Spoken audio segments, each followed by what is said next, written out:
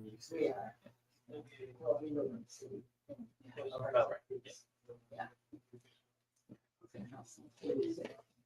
Alrighty, y'all. Thank you so much for your patience. So we had those technical difficulties. And thank you for joining us this evening. My name is Ro Kelly. I am a bookseller here at Left Bank Books, and I, along with our whole team, welcome you to Left Bank and to this special evening. Tonight, we welcome internationally best-selling author Scott Anderson to discuss his new book, King of Kings, The Iranian Revolution, A Story of Hubris, Delusion and Catastrophic Miscalculation. In the new book, Anderson convincingly argues that the Iranian Revolution was a world-shattering an event as the French and Russian revolutions in the Middle East, in India, in Southeast Asia, in Europe, and now in the US. The hatred of the poor, the religiously fervent masses, and the wealthy secular elite have all led to violence and upheaval. And Anderson argues that Iran was the template. It is a very timely historical look at a very significant time. Some notes before we begin. Tonight's event is made possible because of your support. When you support Left Bank Books, your money goes directly into the local economy, funding your streets, your parks, and more. And it helps us bring writers to get the support that they deserve and allows us to produce events like this. So thank you all for shopping local. And we at Left Bank are always planning to have events for readers of all ages. So on Thursday, August 14th, we welcome local historian and teacher Mark Niels to take a look at an influential Missouri founding father, Edward Bates, in his new book, Lincoln's Conservative Advisor, Attorney General Edward Bates. And on the 27th of August, we are welcoming Jo Firestone and her hilarious debut murder mystery, Murder on Sex Island. So if any of those sound compelling to you, please join us back here at Left Bank. And if neither of those sound compelling, please check out our website because we have a ton more events. And now for tonight's event. Scott Anderson is the author of 2 novels and 5 works of nonfiction, including Lawrence of Arabia, an international bestseller, which was a finalist for the National Book Critics Circle Award and a New York Times notable book. He is a contributing writer for the New York Times, and the New York Times Magazine actually devoted an entire issue to his reportage across the Middle East in August 2016, which was published in a book form as Fractured Lands, How the Arab World Came Apart. And for his new book, King of Kings, it is a spellbinding story that Scott Anderson weaves together that is one of a dictator blind to the disdain of his subjects and a superpower blundering into disaster. It is a stunningly revelatory narrative history of one of the most momentous events in modern times. The jaw-dropping stupidity of the American government and the dawn of the age of religious nationalism that has ripples in this country, again, as in so many. So it is important, it is urgent, and that is why I'm getting off the mic. And without further ado, while you're all here, Scott Anderson. Quite an introduction. I will live up to it. So as Ro mentioned, the Iranian Revolution really was one of the most pivotal events, probably in the last 50 years, along with the fall of the Soviet Union. It ushered in an age of religious nationalism throughout in every faith in the world, not just in Islam. It ended one of America's most important military and economic alliances in the world. And it's really colored every development in the Middle East for the past 45 years and kind of kept me employed covering wars in that region. The odd thing is about that the Iranian Revolution, no one can really decide when exactly it began. There's so many mysteries about the Iranian Revolution, and this is one of them, of when the gears actually got in motion. Some talk about this extravaganza, a party that the Shah held out in the desert in 1971. Others attribute it to this editorial that attacked Ayatollah Khomeini in 1978. But a lot of people pinpoint when the Shah came to see President Carter, for the first time in Washington on November 15th, 1977. He was met by some 4,000 anti-Shah demonstrators The Iranian embassy knew the protesters were coming, so they shipped in a bunch of Iranian military cadets who were undergoing training in Texas. So the first part I'm going to read is what happened that day.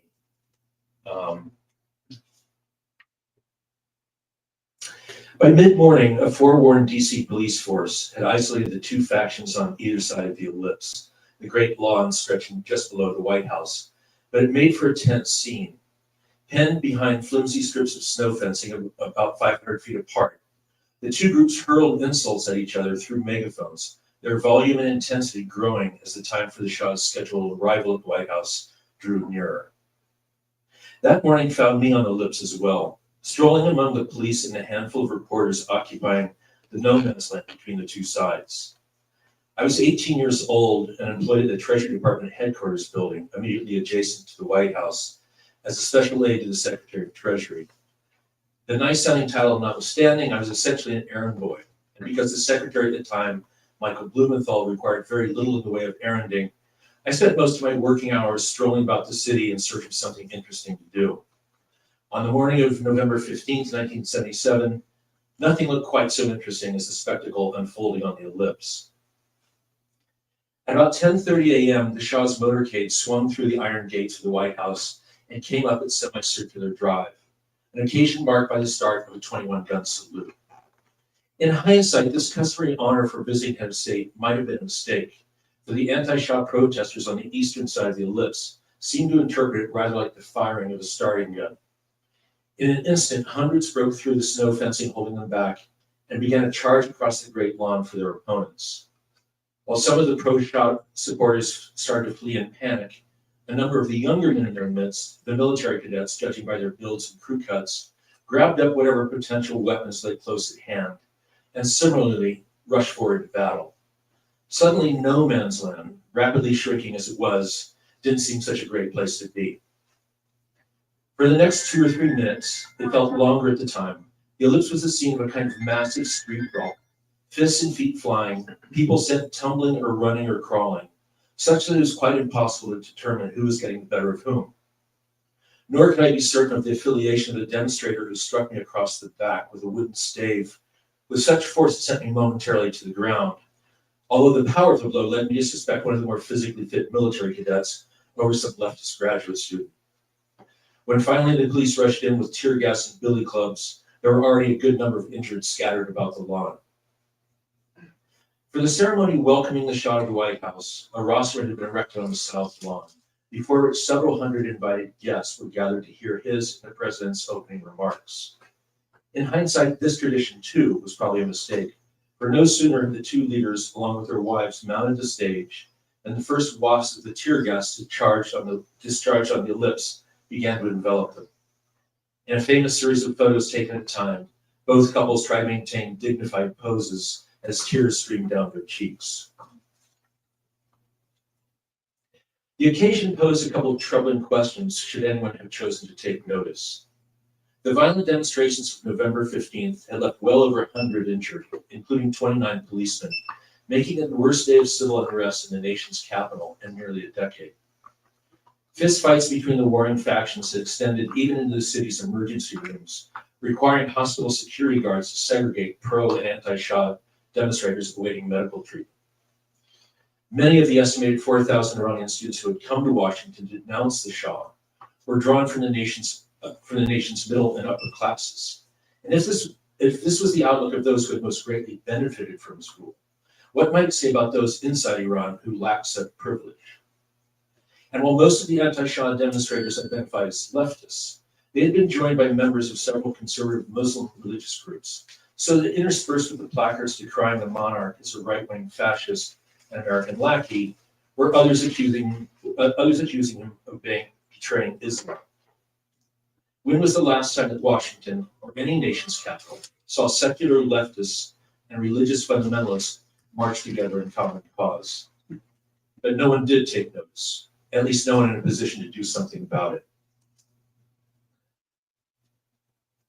So I've got a couple of pictures from the jump forward to the that was the the demonstrations that day in Washington. Was that when he came for medical care? No, that's later. That's about a year and a half later. And then that's them on the podium being tear gassed. Let's go back to it. Sorry.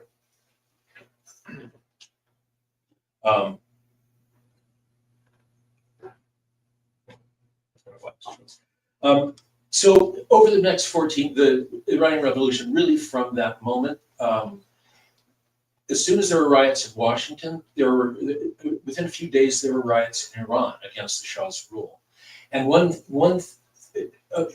theory is that a lot of Iranians actually thought the Americans they did it to humiliate the Shah, that they're kind of cutting loose of the Shahs. Otherwise, why let them be humiliated in the streets of their capital? So it actually kind of started this movement against the Shah. The revolution went on for the next 14 months. And again, it wasn't typical of most revolutions. Most revolutions have this kind of steady escalation, steady deepening of tension. And the Iranian Revolution went through a bunch of different periods where things were very calm for months at a time, and then the violence would spike up again. Lots of times when it looked like it was going to fizzle out, the revolution, really up until about 2 months before the climax, people were thinking the Shah was going to be fine. In fact, even people in the opposition that I've spoken to who were in the protesters, really until a few weeks before they won, they really didn't think they were going to win. So it was a very strange revolution that way. As I kind of started thinking about how to do this book, I realized there are kind of three core mysteries that I wanted to explore, which I think go to the heart of trying to unravel revolution. One, why did the Shah take so long to respond? He was really kind of paralyzed by the decision for months and months. Number two, why did the Carter administration take so long to respond? This was one of the most important allies, certainly the most important ally between Western Europe and Japan. And they did very little. And then finally, which maybe is the most hardest to unravel, is what's the story with Ayatollah Khomeini? Was he an accident of history? Did he just happen to be at the right place at the right time? Or was he a lot more kind of cunning and manipulative than that? So I kind of set out to kind of answer those three questions. And what kind of helped me is kind of a light bulb went off one day, and I realized that all three of these men were the kind of the three protagonists. With each one of them, the people around them they were listening to was very, very small. Kind of makes sense for Khomeini if you think you're God's messenger on earth, you're not big in for advice from other people. And same with the Shah. If you're the king of kings, you're not going to take a lot of advice. But it was also true of Carter that by this eerie coincidence, every time there was a kind of a spike in the Iranian Revolution, he was involved in other things. He had an incredibly ambitious foreign policy initiative. It was the Panama Canal, SALT II, full recognition of China, and Arab-Israeli peace talks. And it seemed like every time there was something happened in Iran, one time he was up at Camp David with Menachem Begin and Anwar Sadat. And so he was always kind of preoccupied by other stuff. But so what I decided to do was focus in on these small groups of people around the three principles. And so I set out to interview whoever was left. This is 45 years ago. So I interviewed the one National Security Council officer he was not a decision maker, but he was in the Oval Office. He was the Iran expert. He was in the Oval Office when every decision was made. He's now 91. I interviewed Farah, the Shah's widow, who's 86. I interviewed the son-in-law of the Iranian American doctor from Texas, who was really instrumental in advising Khomeini and took him to Europe, where he got tons of media attention, and he was kind of his right-hand man all along until things went bad. But the main person I'm going to talk about tonight, let me see if I can find his photo. This guy named Mike Matrinko. That's Mike Matrinko. He was he was a low-level foreign service. Actually, he started out as a Peace Corps volunteer, but he was a low-level foreign service officer. And where Carter was preoccupied every time that something was happening, by weird coincidence, Matrenko was kind of at the ground zero of everything. And he was one of the few people in the American embassy who spoke Farsi, and he was a very gregarious guy. He had tons of friends, so he saw what was happening in Iran under the surface. At a time when everybody else in the embassy was saying, "Oh, the Shah's been here for 36 years. He's in great shape." And so when Matrenko was sending these reports back to, well, he wouldn't even get them back to states. He'd hand them to his superiors in the embassy, and they would water them down. And he was not only ignored, but actively reprimanded for kind of going against the narrative of what was happening.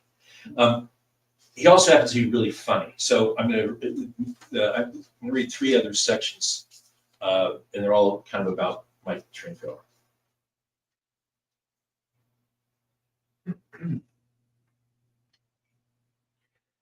In the late summer of 1978, Mike Matrenko had a problem on his hands. A few weeks earlier, the 25-year-old Peace Corps volunteer had taken up his new posting in a town called Samkhor in western Iran, there to teach English to some 200 adolescent boys spread between 3 classes.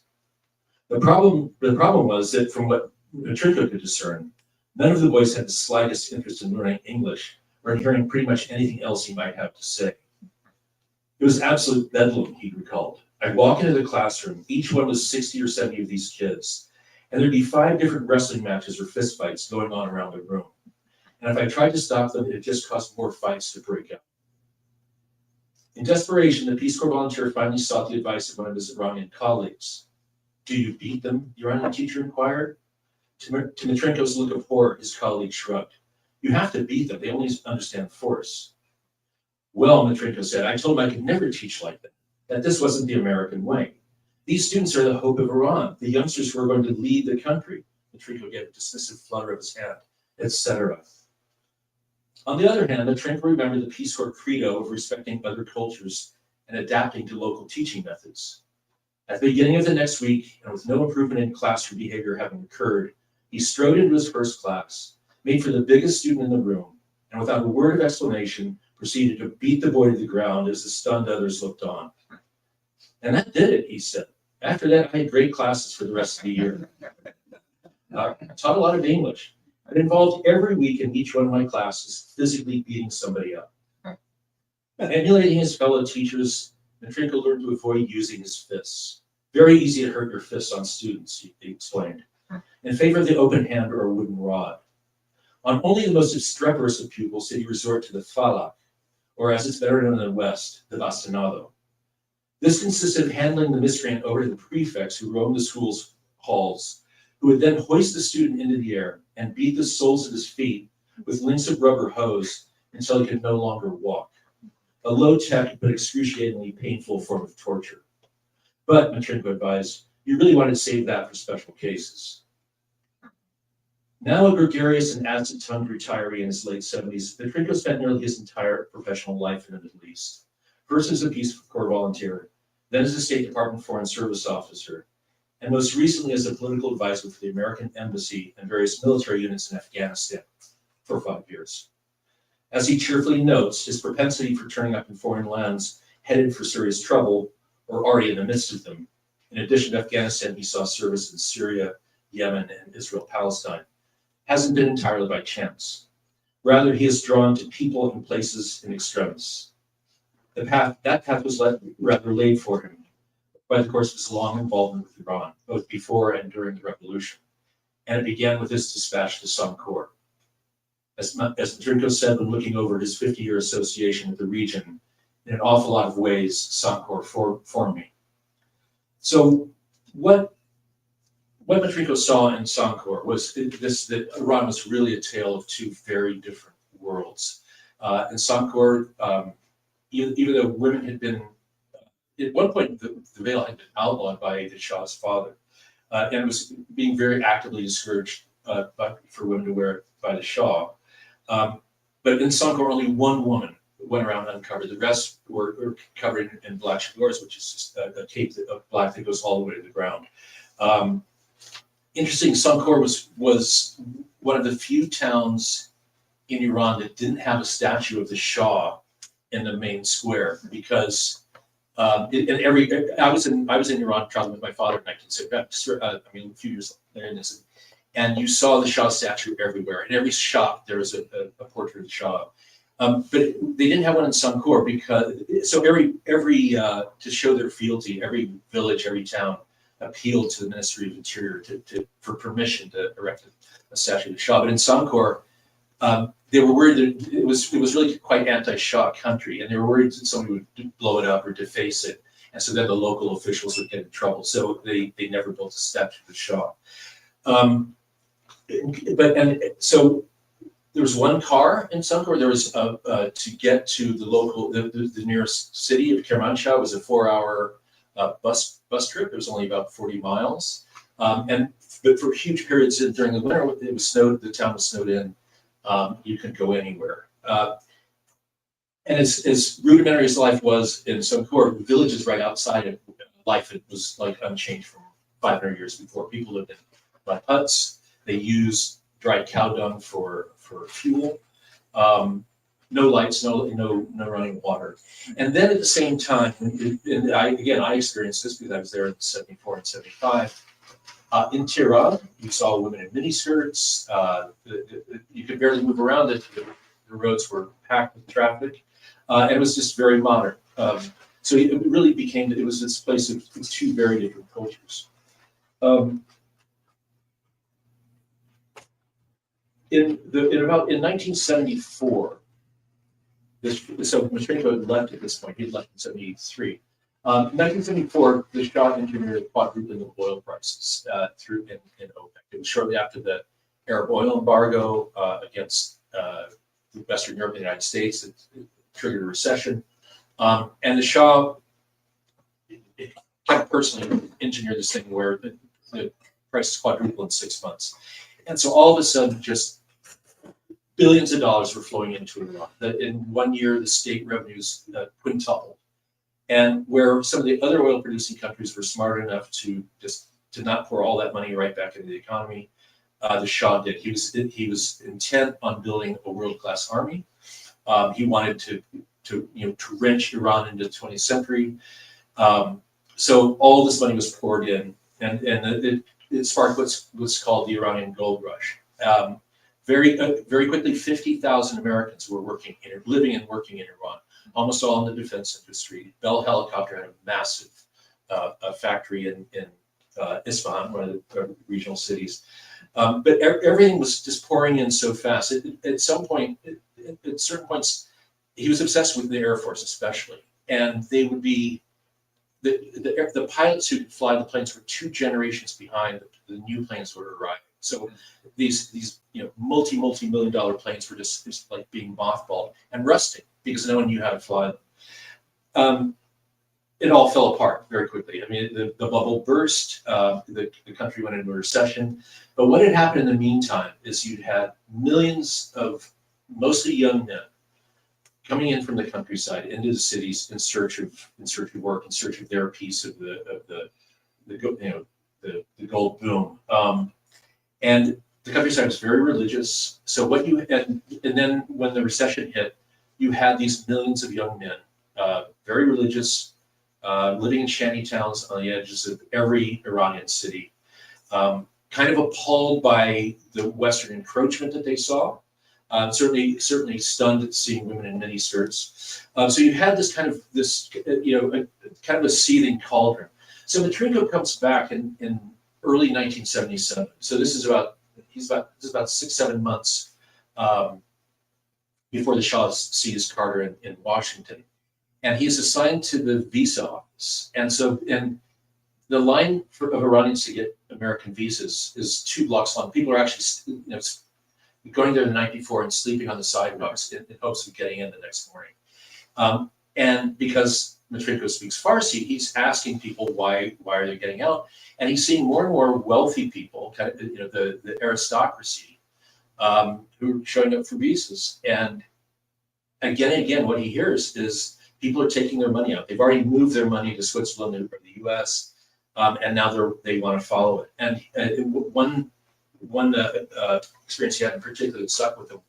There was a Iranian who had this fabulous art collection, and it was kind of world famous. And he was figuring out how to ship his art collection out, and then he was going to follow it. And Matrinko asked him, "Why are you leaving?" And the man said, "This place is about to blow."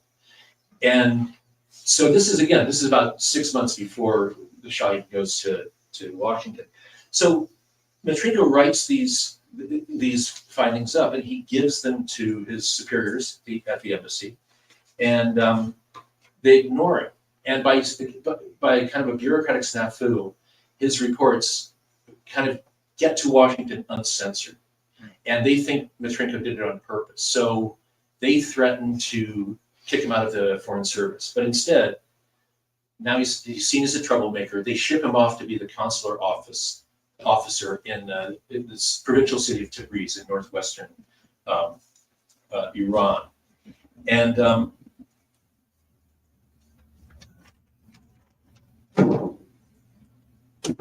so he's sent up to Tabriz, and he's there for about he's there for almost a year, and then the riots start in Iran in January of 1978. There's in the holy city of Coll, there's these kind of young clerics kind of riot in the streets. They end up the police come out, and 6 or 7 are killed in the riots in Coll.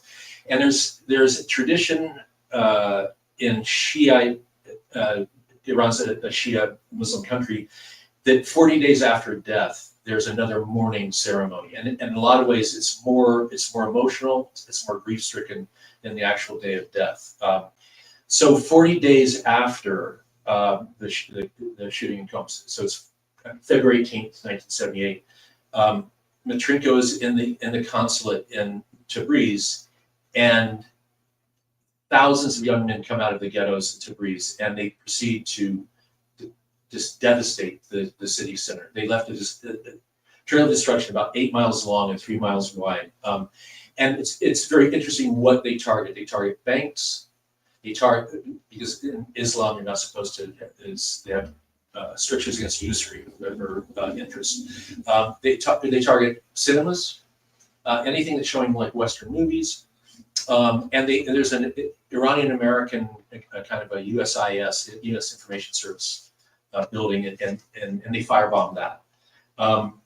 So the destruction, probably well over 100 people were killed. I mean, they finally the military had to come in and retain control. Tabriz is so big that even the state-run media can't hide it. They kind of hid what happened in Qom. They can't do it in Tabriz. So it's the headline of every newspaper for days. It's lead story on the national TV and radio. So I'm just going to go to the next part about Matrinko in Tabriz after that. As its adopted city slowly returned to a semblance of normalcy, the consul set to work on an in-depth analysis of what had occurred and why, with the intention of sending his findings on to the embassy in Tehran. As to the identity of those who had raged through Tabriz, Matrinko swiftly rejected the regime's claim of Islamic Marxists, and he wasn't the first to note the inherent contradiction of that label. That was a label that the Shah always gave to his opposition. Instead, he pointed to the, quote, the unemployed and the lowest of the working classes, disaffected and very volatile strata of the male populace who have nothing to lose by rioting, and who are easily led by instigators. As he noted, Tabriz had seen a massive influx of young and poorly educated men to the countryside in recent years.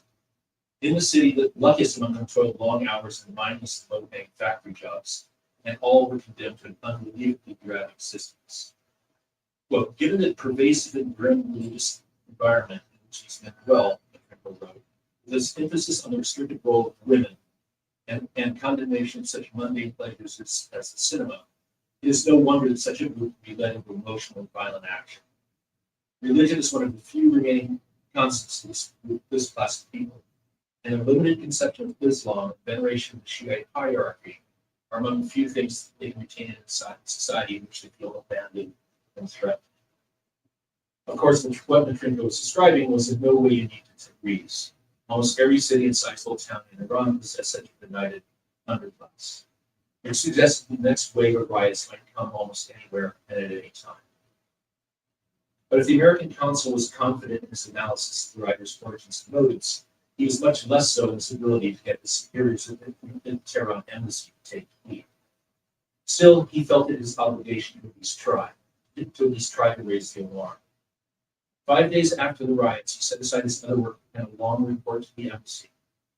While largely taken up with a detailed account of what had occurred on February 18th, Matrinko made a series of prognostications that would soon prove eerily prescient. In the short run, he predicted, the regime would undertake a series of cosmetic steps, including the switching out of various local officials to lend the appearance of change. In the longer run, he concluded, and far more importantly, the Tabriz insurrection has shown that the actual control of the regime over the provinces can be seriously threatened by religious and social forces long ignored by Tehran, and now far too powerful to be dismissed or easily placated. But dismissed is precisely how the American embassy chose to handle this unwelcome analysis. Rather than send Matrinko's full report onto Washington by cable, as befitting an important dispatch, it chose to send a paraphrased and greatly watered down. Matrinko's full report was held in the embassy for another 10 days, and then sent on to Washington via the diplomatic pouch or aerogram. At that point, even if someone in a position of authority acted upon the report, and airograms were so low priority that very few officials looked at them at all, it would be a full month out of date. Yet long before then, Michael Matrinko was given a particularly stark reminder of how oblivious his fellow Americans were to conditions on the ground in Iran. Just days after the February riots, Matrinko received a message from the CIA officer based in Tehran, who was on his way up to Tabriz to meet him. That actually helped to restore my faith in the agency of the recall, because until then I thought their coverage of Iran had been utterly pathetic. After the riots, it was nice to see that someone was actually going to come out to the field and take a look at things. After picking up his visitor at the airport, Matrinko began giving him a tour of the shattered city center, and the CIA man suddenly sat upright and peered out at the devastation in shock. What the hell happened here? He asked. It turned out that the CIA officer had come to Tabriz to confer with Matrinko on a completely unrelated matter. Despite Tehran's station being one of the largest CIA posts in the Middle East, despite the Tabriz riots having been the lead story of every Iranian newspaper and television news broadcast for days, Matrinko's CIA visitor had somehow managed to elude all the knowledge of the event. In January of 1978, the Shah finally goes into exile. He says he's going on an extended vacation, but everyone kind of knows this he's going into exile. He leaves behind an interim government, a placeholder government. About 2 weeks after the Shah leaves, Khomeini returns to Iran. He had been in exile for 15 years. Millions turn out to greet him, and within about 10 days, the interim government collapses, and the men around Khomeini take over. And almost immediately, they start executing the ministers and generals and colonels from the previous regime. They also, and this is something a lot of people forget, on Valentine's Day, 1979, a group of gunmen took over the American embassy. This is not the takeover everyone knows about. They held all of the embassy hostage for about 8 hours until they were finally freed. And Matrinko, up in Tabriz, having the worst, the consulate was overrun.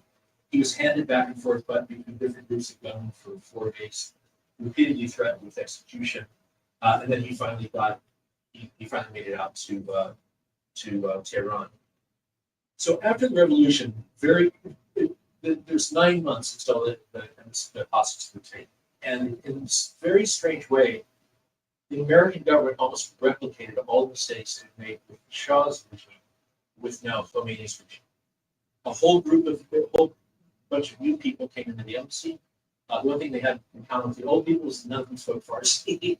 And they started sending cables back to Washington, said every, okay, yeah, there's some bumps in the road ahead, but the regime is going to become pro-American because they need us. All their weaponry is American. They're talking anti-American right now, but it's all going to smooth out. They need us too much. They can't turn their back on us. One of the only people from the previous administration of the embassy who was kept on was Matrinko.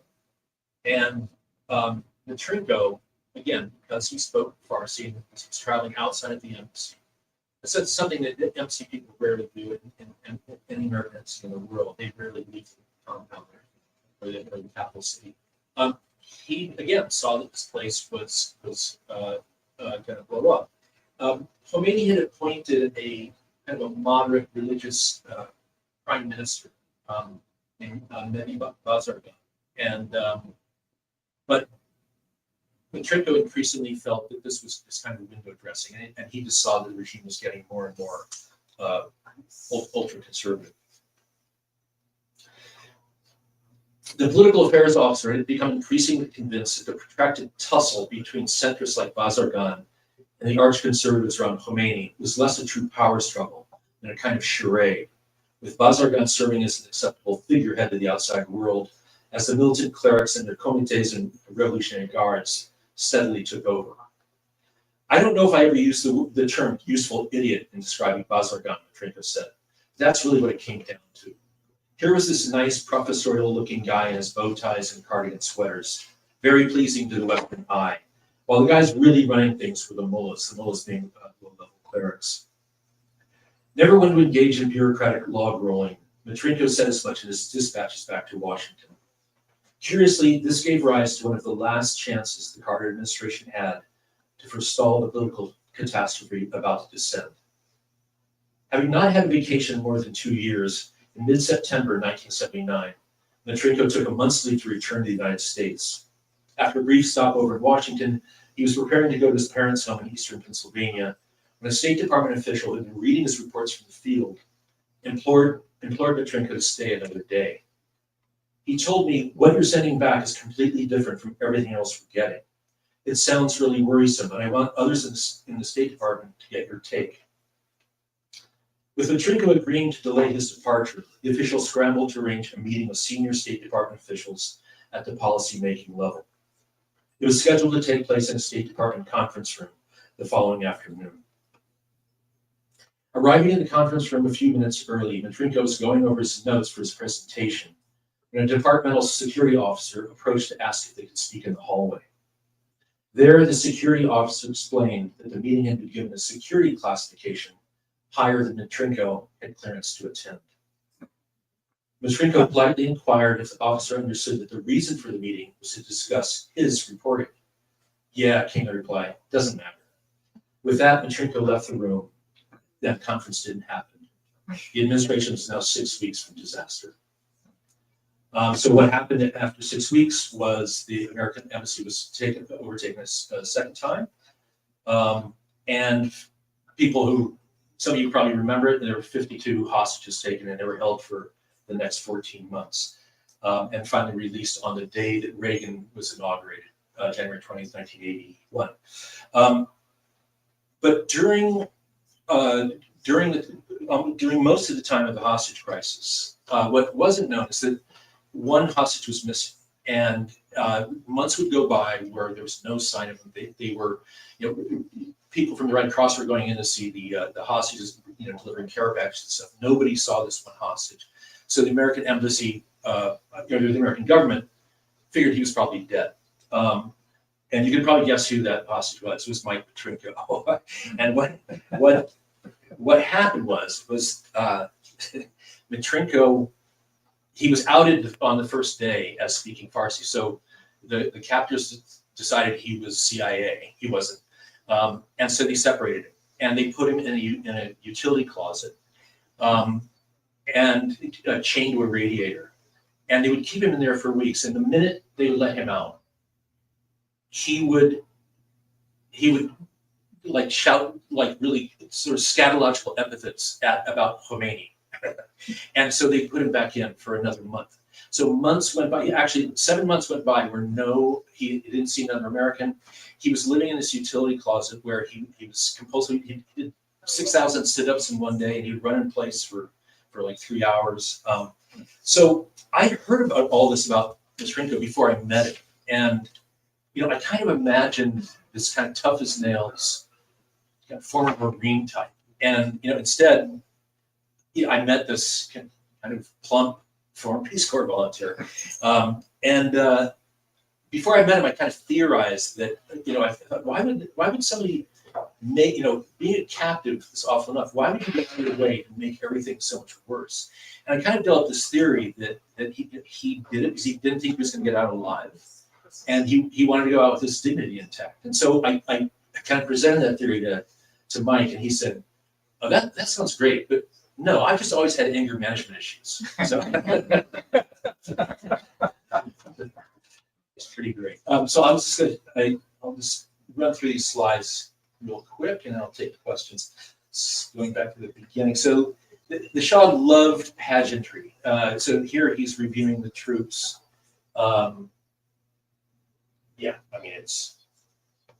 And this is actually his, I don't know if you can see it. This is his father. This is from 1926. His father was a Cossack from the mountains. There was no royal lineage in the Pahlavi. In fact, the name Pahlavi, which is supposedly the last name, was just made up. So his father was the head of this cavalry unit, and he made himself Shah. So this is his coronation in 1926. And this is that little guy right there. That is the future Shah. The Reza Shah, the father, was overthrown by the British and the Russians at the beginning of World War II, and they put his son in as a placeholder. So he's 20. This is in 1943. This is during the Tehran conference where Roosevelt met with Stalin and Churchill. They had the meeting in Tehran. It's called the Tehran Conference. It was the first time the big three of World War II got together. The Shah wasn't even invited to, even though it was in his capital. He wasn't invited to any of the conferences. He had to beg for a 10-minute meeting with FDR, and this was that meeting. And it was so, the Americans around FDR just thought it was so inconsequential. No one even took notes. So there's not even any record of what was said. This is the Shah and Farah and the Crown Prince the Shah kept re-coronating himself. So this was in 1967. I think this son is probably about 7 years old at that point. And this is again like the Shah's protocol. The man who's kissing his hand was his prime minister for 14 years, a man named Amr Abbas Hoveyda. I might tell an anecdote about him later. And the man behind him is his closest confidant. And I say that there was only a handful of people he ever listened to. This man, Asadullah Alam, was his closest friend for 30 years, and the one person who could actually talk the Shah occasionally out of things. But they met every day, sometimes for a half hour, sometimes for 5 or 6 hours. Asadullah Alam also, both of them were huge womanizers. Alam was kind of in charge of procuring women for the Shah, and they'd go out to these love shacks. But despite how close they were, whenever Alam walked into the royal office, he had to kiss the Shah's hand and say a prayer for him. And he would stand on the opposite side of the Shah. And if they ever went to if they were going to have a long meeting and go to a cocktail, he made sure never to turn his back to the Shah. And this is his closest friend. And this is Farah. Farah had she was very charismatic, and she had a common touch with people that the Shah did not. And she kind of knew, probably about 4 or 5 years before the revolution, that the wheels were coming off. And she tried to warn the Shah. She said, "I think the people are getting tired of us," and he wouldn't listen. It's back to the demonstrations. Watching this Petrenko. This is when Carter came to see the Shah 6 weeks after the meeting in Washington, they came in, and during this toast, Carter famously called Iran an island of stability in a troubled region. That's Khomeini. That's him when he was in Paris before he came back. This is I was mentioned earlier, this Iranian American doctor who was the kind of the and that's him in the middle, a man named Ibrahim Yazdi. He's dead, but I had lots of interviews with his son-in-law. So Yazdi not only was instrumental in getting Khomeini into Paris, where this picture was taken, where the international media all gathered, but he really kind of shaved off the rough edges of Khomeini. Famously, at one, because of course none of the journalists spoke Farsi either, so Yazdi would translate from what Khomeini said and sanitize what he was saying. So at one point, somebody asked Khomeini, if I think he'd given the Shah an ultimatum when he had to leave Iran, and journalists said, well, what will you do if he doesn't leave by this date? And Khomeini said, I will call for rivers of blood to flow. And Yazdi translated that back as something like, he'll be really upset. And it's like, and he did this again and again. And the irony, of course, is, the revolution's heat they're young. So Yazdi ended up going in and out of prison as an older man, and finally died in exile. And the two other lieutenants to Khomeini, again, westernized, Western educated men who thought they could actually control Khomeini. One was executed by Khomeini on Khomeini's orders about 2 years later, and then the other one also had to flee for his life. This was we talk about this in the book. This was called Black Friday. It was a massacre that happened in Tehran. About 150 people were killed. And this is before before Khomeini comes back. So these are all the people waiting to welcome him. And if you'll notice, I don't know how many tens of thousands of people in that photo. There's not one woman that I've been able to see. It was really young men. And that's when I was mentioning about Bazargan, the useful idiot. That's Bazargan. And this is the Shah and Farah the day they're leaving Iran, never to come back. This is Khomeini. He took over a boys' school in southern Tehran. It was his headquarters. And when the placeholder regime fell, they were executing people on the rooftop of the school, the machine gunning people. That's actually the American ambassador during the first takeover of the embassy on Valentine's Day in 1979. And then this is the famous photo from the hostages being taken in November of 79. That's the royal family as the Shah's dying. He died in Cairo. He was only 60. And the two youngest kids, Reza Ali on the left and Layla on the far right, both committed suicide. And that's Farah very recently. And this last photo, couldn't resist putting in the book, because the thing about one of the main precepts of Islam is not to have is against idolatry, to have graven images, because then people will end up worshiping images. So this is a reenactment of Khomeini returning to Iran in 1979. Oops. And I just couldn't resist. It is a cardboard cutout that all these officers are saluting. It's just so weird. So, all right, that's it. Thank you.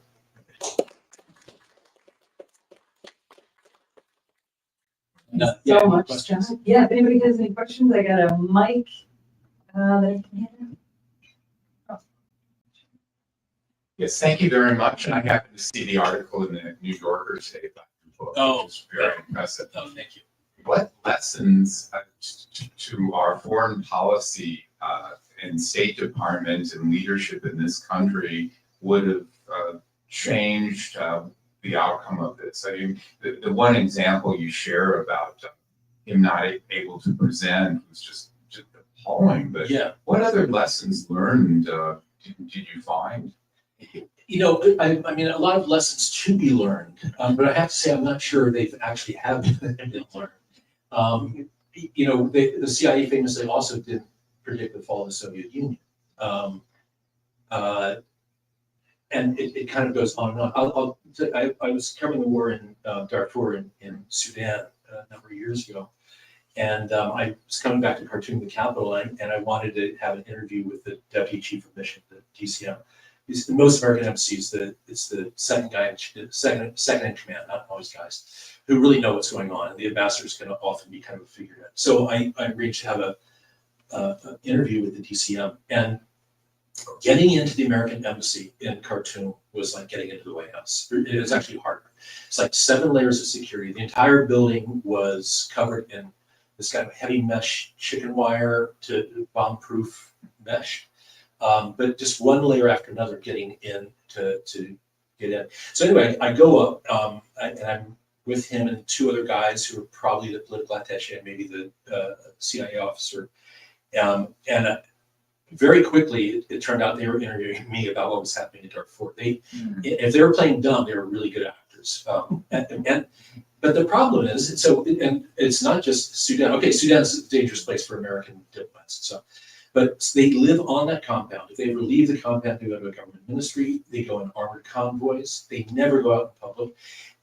So if anything, I think it's really since September 11th, the American diplomats abroad are even more isolated, more insulated than they were before. I was in Oslo a few years ago, and the American embassy in Oslo looks like Hitler's bunker. It's completely So I don't even know what they're doing there. So I think it's the exact same thing can happen again. And famously, my father was USAID, which he was an agricultural advisor, so he was out in the country. But invariably, I've found that to people who know who are in the know, is not diplomats, not American diplomats certainly, could be European diplomats. It's Peace Corps people, because they're out there, AID people, and in the Middle East, oil guys. These oil guys are out and they're around normal people. They're not just going to cocktail parties and not hanging out with people who are already on the teat of the regime. And the other problem you have in American embassies, and it was certainly true with Tehran, is about 2/3 of the people in the embassy are actually nationals, Iranian nationals. And so they've all been vetted by the secret police to be supporters of the regime. So I say in the book, you could do a tour in the mid-70s, you could do a tour in Iran, a 2-year tour at the embassy. And the only Iranians you would speak to are the English speakers in the embassy or your gardener. And that's it. And I'm sure a lot of people did that. Thank you. Yeah. Hi. So you mentioned at some point that in Shah's time and Khomeini's time, somehow the way the CIA government, the U.S. government was towards the Iranian government was kind of similar. Right. And then you mentioned that even before the revolution, there were times that there were months of peace, and then there would be protests happening. That's something that current political climate in Iran is somehow similar. Yeah. So I want to hear your take on that. Yeah. About what is happening in there, and also the U.S. government's, behavior towards that. Yeah, that's a great question. You're right, because there is this. It's happened 4 or 5 times that I can think of in Iran. Most recently with the women's movement, but before it was when they stole the 2009 election, the green movement. I think the difference is that this regime is much more brutal, and they have no compunction about machine gunning people and doing selective killings. I've seen so many videos of this where they call them basijis. They're these gunmen on motorcycles. There's usually 2 guys on a motorcycle. The guy in the back has the gun. One guy's driving. They'll go into a demonstration, a peaceful demonstration, and they'll shoot somebody in the head and then go off. So it's this kind of selective terror. that they do. And so, I mean, and they pretty much crushed the women's movement in that way, at least temporarily. Since the American-Israeli bombing of Iran, I have kind of a network of Iranians I talk to inside Iran discreetly. They're very careful because the regime actually has very sophisticated surveillance, and including, on the internet. And so almost all the people I talk to are what they would consider themselves the opposition. They're all despondent over the bombs because they just feel the opposition movement now has been set back by years. There's been a huge rallying around the flag effect inside Iran. And now the regime, if you come out and protest against the regime can say, oh, you're lackeys of the Americans, the Israelis. And I guess one thing and so Iranians love conspiracy theories. If I can make it one generalization, it's that. So one conspiracy theory I've been hearing since the bombings is that it was actually a secret deal between the regime and Netanyahu in Israel, and so that they can both keep their enemies. So when Netanyahu, amidst the bombings, comes out and says, "This is about regime change," and the great Satan himself is saying this.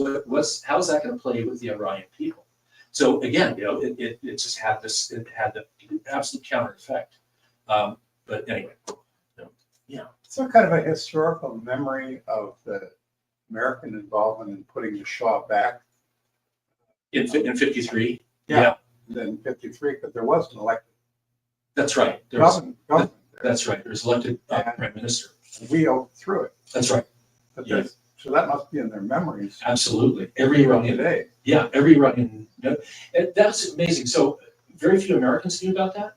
I mean, Americans, often don't know much about what happens in the outer world anyway. But all Iranians know about 53, and it cemented the idea that the Shah is the Americans. They call him the American Shah. Yeah, and it reminds me of something while the revolution was going on. The Shah was a brilliant man. I mean, even his enemies knew he was brilliant. But during the revolution, the Carter administration, one thing they figured out quite quickly is it's also kind of taken on an anti-colonial edge to it, the religious revolt. It's also kind of anti-American. So the Shah kept asking the Americans to say, hey, actually, the day after that massacre, it was fun. You have to come out publicly in support of me. You have to say, I'm your man. And it was like the worst thing he could possibly do. It was just like pouring gasoline on fire. So after that massacre, it was called the Jolly Square Massacre, Carter was smart enough to say, okay, I'm not going to say anything publicly, but I'll call him. We'll have a private phone conversation. So they had a phone conversation for 6-7 minutes. And then the Shah released it to all the newspapers that Carter, offered his condolences and still supported everything. So it now made America look complicit in a massacre of people. So, and he did this again and again. But yes, no, Iranians all remember 53. Yeah, I'm sorry. I don't know 53. Oh. So what happened in 53? So in I 1953, wasn't born yet. I wasn't here. So in 1953, there was a elected prime minister who was he was steadily usurping power away from the Shah, and he was an ardent nationalist. He wanted to nationalize the oil industry, which at that time was controlled by the British. So the British imposed an embargo on Iran, economic sanctions. And the British came up with this whole plan to overthrow, his name was Mossadegh, the prime minister. They actually went to the Americans, it was the last days of the Truman administration. They went to the Truman administration and said, hey, we don't want to show our face with this because we're so hated in Iran, so will you guys do it? And Truman goes, no. But then a few months later, the Eisenhower administration took over, and John Foster Dulles now was the Secretary of State. And he said, yeah, we'll do it. No problem. And so that's what happened. But the thing about the Shah, and the other thing about the Shah in 53, the Shah was such a complicated guy, and he's the most contradictory person I've ever written about, and maybe I've ever heard of. Brilliant, a coward, obsessed with protocol, insecure, just all this whole bundle of contradictions. And during the 53 coup, I mean, this is one of the great ironies that he got this reputation of being the American Shah. So the CIA had been planning this coup for months, and the Shah kept doing what he wanted to do before. And so finally gave the so there's D-Day was planned, and just before the day before its to go operation, he backs off and says, "No, I don't want to do it." And so the CIA officer in charge of the whole operation sneaks into he hides under a blanket at football, gets into the palace, confronts the Shah, and says, "Look, this coup is going ahead with you or without you. We can't stop it. So you either come on or you don't." And so the Shah agreed to have it recorded. But on the day of the coup, he was a pilot. He gets in his private plane and leaves the country with his wife. And so it's kind of a seesaw battle for a couple of days in the capital. So when the Shah actually finds out his side is won and he's been reinstated, he's having lunch at the Excelsior Hotel. And so he kind of sheepishly comes back 3 days later. So the great irony of that is the Americans from 53 saw him as a coward. It's like, you don't even stick around for your own. So it was a really long time after that before he became really central to American policy. They just thought he was a weak. And so at the same time, the Americans see him as a weakling and kind of put our hands off with him. And the Iranian people all fit him as the American Shah. So, good, yeah. For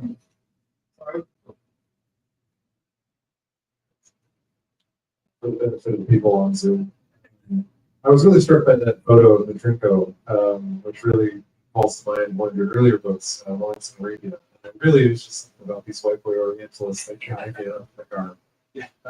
But my question is more back to the very beginning of your talk, which has to do with you making the argument that the Iranian Revolution is this sort of like one of the most, if not the most consequential events to have happened in geopolitics in the last 50 years.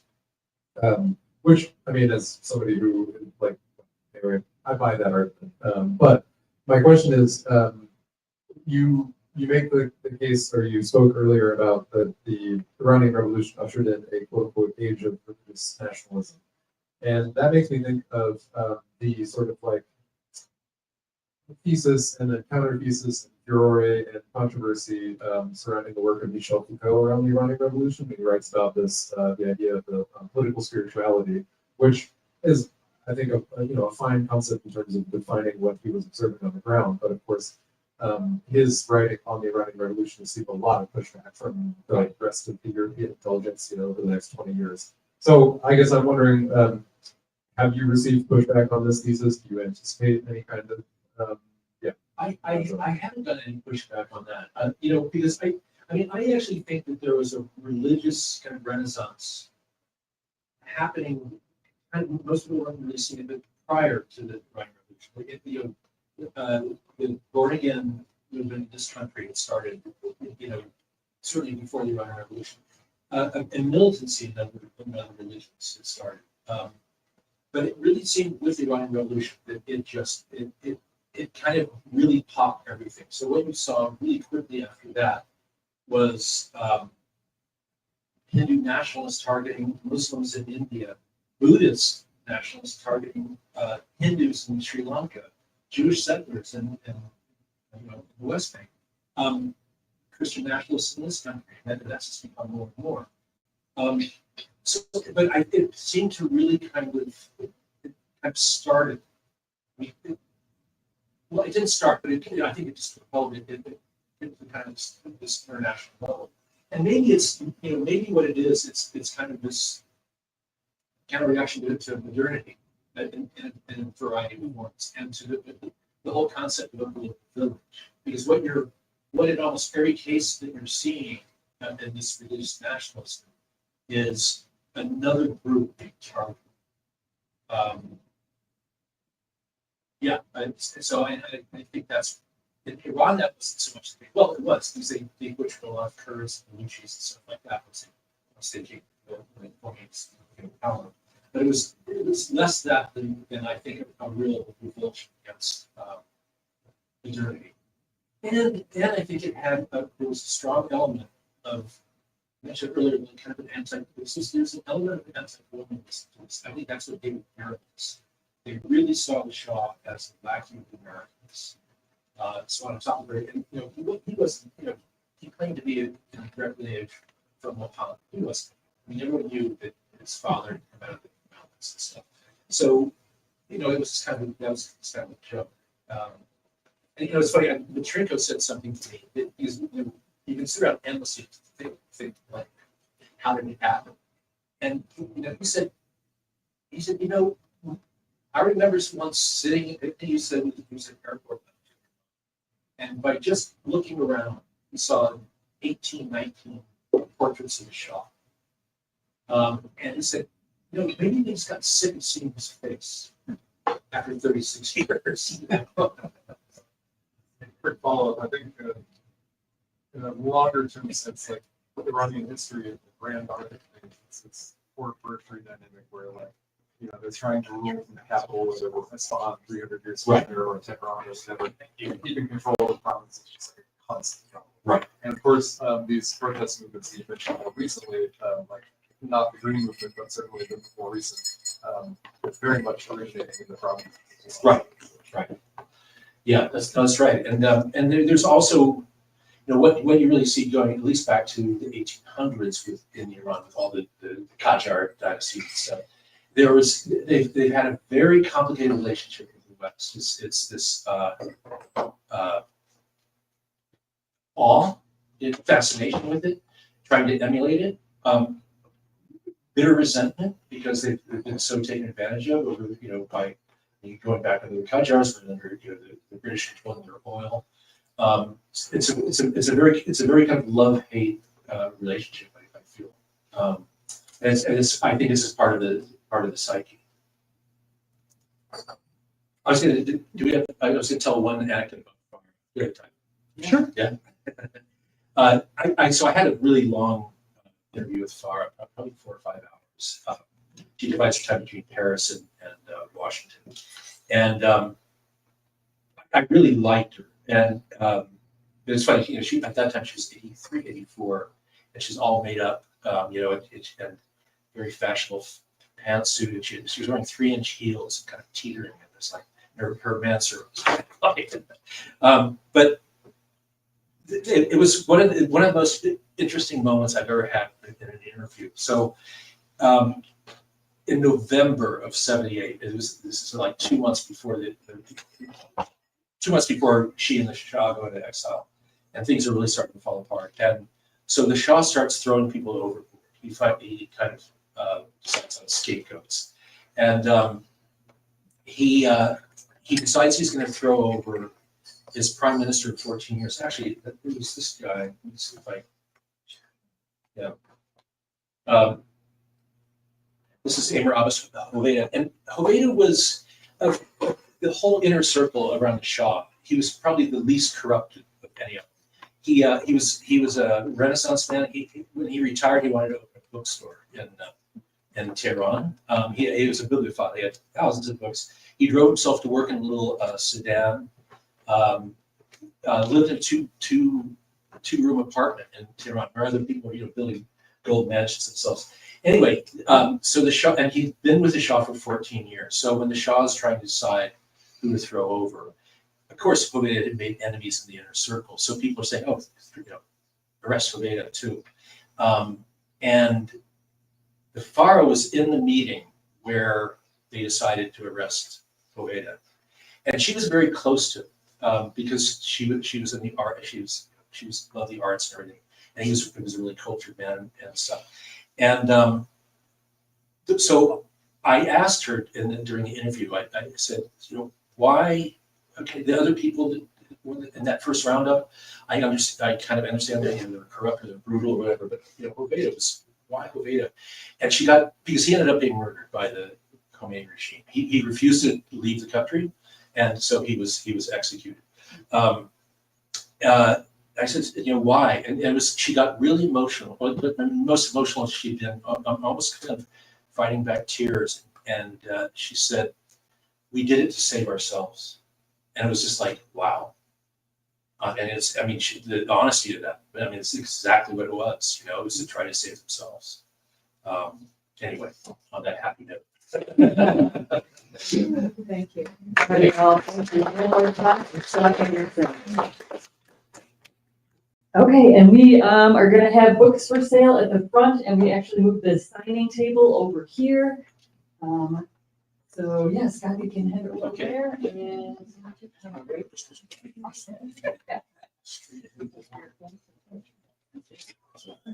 Can we bring the chair over? I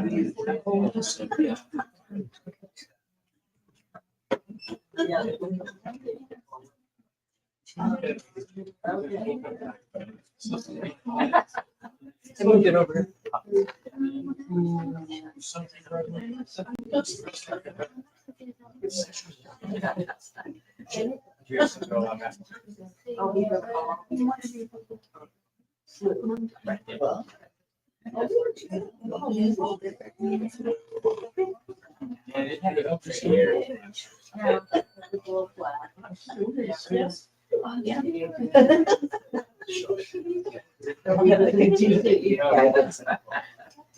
I'm